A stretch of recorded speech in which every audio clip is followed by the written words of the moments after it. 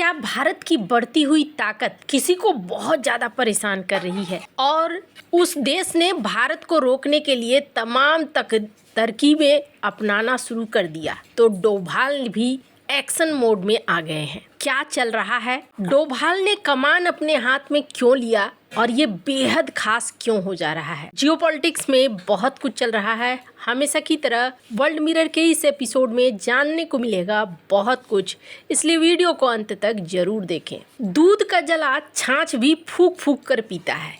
इस वक्त चाइना के साथ वैसा ही सीन है।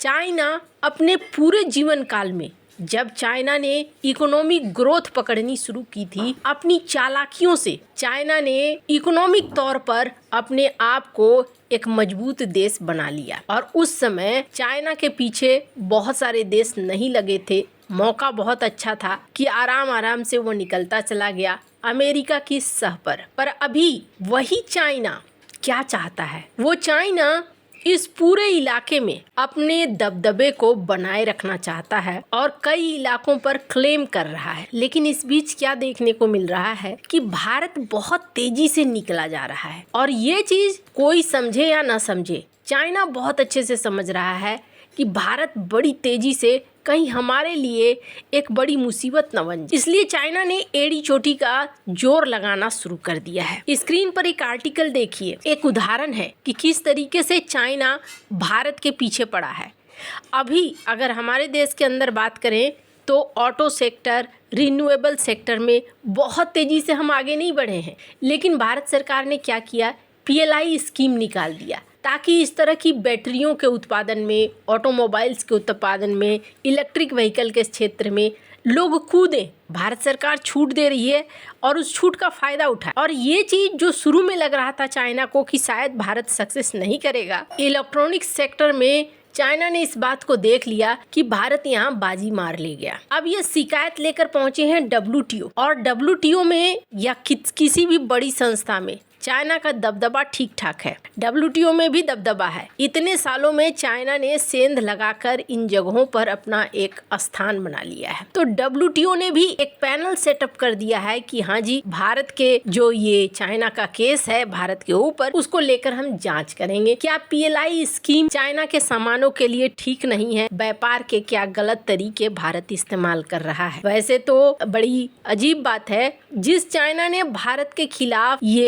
ये केस ठोका है, वो चाइना अपने देश में सब्सिडी दे देकर अपने देश को ग्लोबल सप्लाई चेन का एक हब बना चुका है। वही चाइना आज भारत को रोकने की कोशिश कर रहा है कि तुम अपने देश में सब्सिडी मत दो, यानी तुम उस तेजी के साथ मुझे पकड़ने की कोशिश मत करो, मेरा दबदबा बना रहने दो। वैसे भारत ने भी अपने PLI स्कीम को डिफेंड करने के लिए अपना सेटअप कर लिया है कि हाँ जी, हम किस तरीके से रिप्लाई देंगे। बहुत लोगों के मन में सवाल आएगा, क्या इसका प्रभाव पड़ेगा भारत के ऊपर? नहीं, इसका प्रभाव भारत के ऊपर नहीं पड़ेगा, इसलिए क्योंकि जो अपर हाउस है WTO का, उसमें अभी तक जज की नियुक्ति नहीं हुई, यानी कोई फैसला WTO भारत के ऊपर सुना नहीं सकता है। और अगर सुनाएगा भी तो भारत उन फैसलों को मानने के लिए बाध्य नहीं है। खैर, अब ये एक नमूना है जो दिखा रहा है कि भारत को किसी भी सेक्टर में आगे बढ़ने देना नहीं चाहता है चाइना। अब इसका एक और एग्जाम्पल देखिए, कोई तो है जो भारत को रोकने की कोशिश कर रहा है। स्क्रीन पर एक रॉकेट देख रहे हैं। ये रॉकेट किसका है? ये रॉकेट चाइना के द्वारा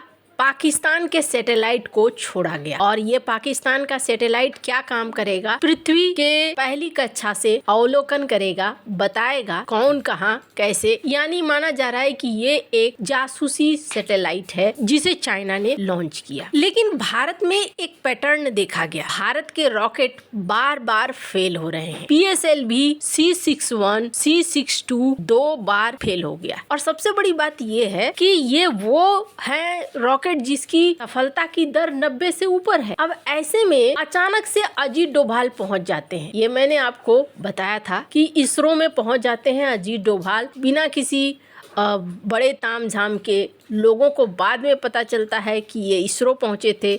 इसरो से निकलकर ये एक सामान्य दुकान में घुस जाते हैं और अजीत डोभाल का इसरो के आसपास पहुंचना, इसका मतलब ही है कि कुछ न कुछ बात तो है। सबसे पहली बात, भारत क्या लॉन्च कर रहा था?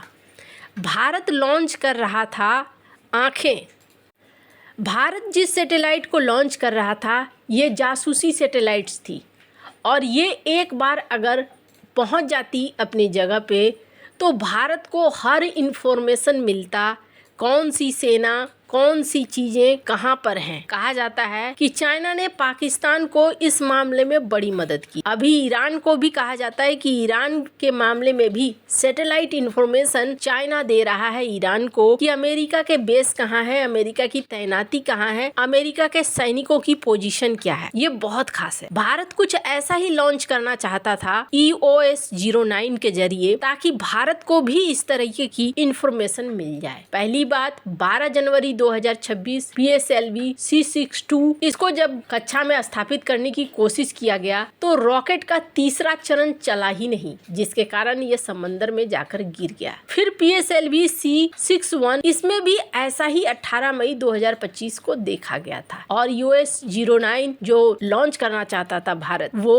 बर्बाद हो। अजीत डोभाल यहाँ पहुँचे हैं। अजीत डोभाल के पहुँचने के बाद अब देखने को मिल रहा है कि एक पैनल बना लिया गया है और जांच के लिए पूरी कमेटी बैठ गई है कि आखिरकार क्या हुआ है और ये समिति हर समस्याओं की जांच कर रही है। जांच करने के बाद ये माना जा रहा है कि जून में एक बार फिर से लॉन्च किया जाएगा इस सैटेलाइट को और इस बार पूरी कोशिश की जाएगी कि किसी भी तरीके का अगर कुछ साजिश है तो उस साजिश को विफल किया जाए। वैसे कोई अगर है तो कौन है ये कहना मुश्किल है, हम किसी देश के ऊपर इल्जाम नहीं लगा सकते, लेकिन ये एक बहुत बड़ा इतिहास रहा है भारत के अंतरिक्ष अनुसंधानों का, जहां बार बार भारत को रोकने की कोशिश की गई है। भारत के कई वैज्ञानिक संदिग्ध तौर पर या तो मारे गए हैं या फिर गायब हो गए हैं। कई बार ऐसी चीजें भी हुई है। कुछ ऐसे वैज्ञानिक भी रहे हैं जिनको जानबूझकर किसी न किसी केस में फंसाया गया और उन्हें तब तक दूर रखा गया जब तक कि भारत पीछे न चला जाए। चंद्रयान मिशन के बाद भारत ने दुनिया को ये साबित कर दिया है कि भारत की अंतरिक्ष क्षमता बहुत तेजी से बढ़ रही है और भारत अगर इन सैटेलाइट्स को लॉन्च करने में सफल हो गया, ये पूरी तरीके से वर्क करेंगे तो पाकिस्तान और चाइना के डिप्लॉयमेंट को या फिर उनके सैनिकों की आवाजाही को देखना भारत के लिए बहुत आसान हो जाएगा। वैसे अब अजीत डोभाल के आने के बाद जून में क्या होता है ये देखने वाली बात होगी। जून में फिर से भारत तैयारी कर रहा है लॉन्च करने के लिए। आपको क्या लगता है इन सब मामले में, आपकी क्या राय है, कमेंट कर जरूर बताएं। जल्द मिलते हैं अगले वीडियो में नई खबर।